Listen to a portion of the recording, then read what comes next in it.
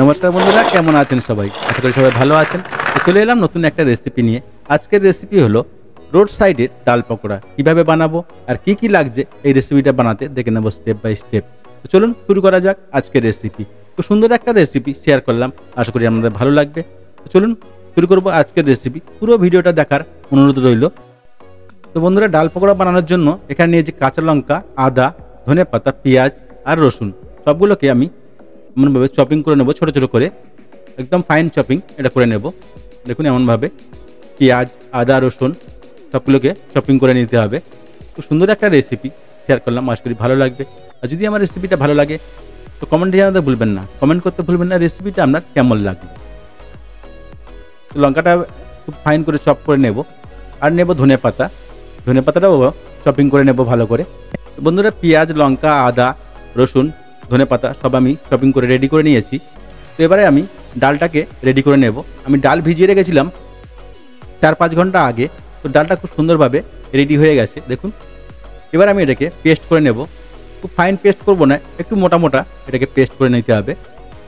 তো আমি এটাকে মিক্সিং জারে দিয়ে এটাকে পেস্ট করে নেব ডালটাকে। দেখুন এমনভাবে। আমি এখানে খেসারির ডাল নিয়েছি 200 গ্রাম। আপনি চাইলে মুগ বা মুসুর ডালেরও বানাতে পারেন। তো খেসারির ডালের বানালে কী হয়, টেস্টটা খুব সুন্দর হয়। দেখুন এরকমভাবে পেস্ট আমার রেডি হয়ে গেছে। দেখুন খুব মোটা না আর খুব একদম মিহিও পেস্ট হবে না, পেস্টটা ঠিক এরকম হবে। দিয়ে দেবো এখানে পেঁয়াজ, পেঁয়াজ কুচি রেখেছিলাম। পেঁয়াজ আমি এখানে 2খানা মিডিয়াম সাইজ পেঁয়াজ নিয়েছি। আর দিয়ে দেবো আদা কুচি 1 টেবিল স্পুন। দিয়ে দেবো লঙ্কা কুচি 1/2 টেবিল স্পুন। আর দিয়ে দেবো রসুন কুচি 1/2 টেবিল স্পুন। ধনে পাতা 2 টেবিল স্পুন। তো তারপরে এখানে দিয়ে দেবো আমি লবণ স্বাদ মতো। দিয়ে দেবো লঙ্কা পাউডার 1/2 টিস্পুন, যেহেতু কাঁচা লঙ্কা আমি দিয়েছি। আর দিয়ে দেবো হলুদ পাউডার 1/2 টিস্পুন। তারপরে এখানে দিয়ে দেবো জিরা পাউডার 1/2 টিস্পুন। আর দিয়ে দেবো বিট লবণ 1/2 টিস্পুন। দিয়ে দেবো গোলমরিচ পাউডার 1/2 টিস্পুন। দিয়ে এটাকে ভালো করে আমি মিশিয়ে নেব, চামচের সাহায্যে হোক বা হাতের সাহায্যে হোক। ভালো করে এটাকে মিলিয়ে নিতে হবে সবগুলোকে একসঙ্গে মিলিয়ে আমি 10 থেকে 15 মিনিট এটাকে রেখে দেবো।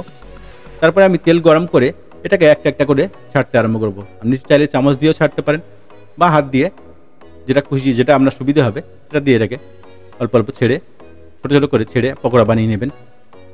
দেখুন এমনভাবে। খুব সুন্দর একটা রেসিপি শেয়ার করলাম, আশা করি আমাদের ভালো লাগবে। আর যদি আমার রেসিপিটা আপনাদের একটুও ভালো লাগে তাহলে চ্যানেলটাকে লাইক, শেয়ার, সাবস্ক্রাইব করতে ভুলবেন না। আর নতুন নতুন রেসিপি দেখতে চ্যানেলটাকে সাবস্ক্রাইব করে রাখুন আর বেল আইকনটাকে অলে সেট করে রাখুন। তাহলে কী হবে, আমি যখনই রেসিপি ছাড়বো নোটিফিকেশনটা আপনার কাছে আগে পৌঁছে যাবে। দেখুন বন্ধুরা, এটাকে আমি মিডিয়াম হিটে ভালো করে ফ্রাই করে নেব, ক্রিস্পি করে। দেখুন কত সুন্দর হয়েছে।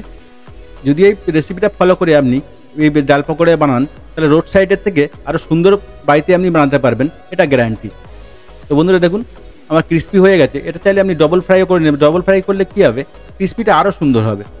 তো দেখুন আমি এটাকে তুলে নেব, প্রায় হয়ে এসছে। এটা খুব ক্রিস্পি হয়েছে, কালারও খুব সুন্দর এসছে। তো এটাকে আমি আর একটু ফ্রাই করে তুলে নেব। অবশ্যই বাড়িতে ট্রাই করবেন। আর যদি বাড়িতে ট্রাই করেন তো কমেন্টে জানাতে ভুলবেন না রেসিপিটা আপনার কেমন লাগলো। দেখুন কত সুন্দর কালার এসছে। এবার এটাকে আমি তুলে নিয়ে নেব। আমার খুব ক্রিস্পি, খুব সুন্দর হয়েছে আর খেতেও খুব মজা লাগবে। বিকেলের চায়ের সাথে বলুন আর মুড়ির সাথে বলুন, খুব সুন্দর একটা রেসিপি, অবশ্যই বাড়িতে ট্রাই করবেন। দেখুন কত সুন্দর হয়েছে সব। তেমনভাবে আমি বাকিগুলোকেও ফ্রাই করে নেব।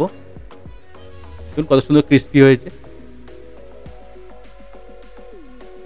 বাকিগুলোকে এমনভাবে আমি ফ্রাই করে রেডি করে নেব।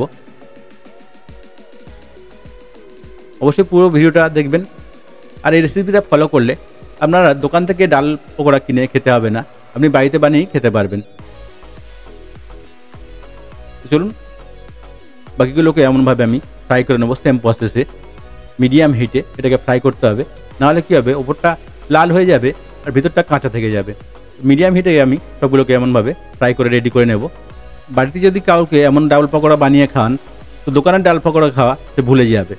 তো অবশ্যই বাড়িতে ট্রাই করবেন। সুন্দর একটা রেসিপি শেয়ার করেছি, অবশ্যই বাড়িতে ট্রাই করবেন। আর যদি বাড়িতে ট্রাই করেন কমেন্টে জানাতে ভুলবেন না রেসিপিটা আপনার কেমন লাগলো। পুরো ভিডিওটা দেখার জন্য ধন্যবাদ বন্ধুরা।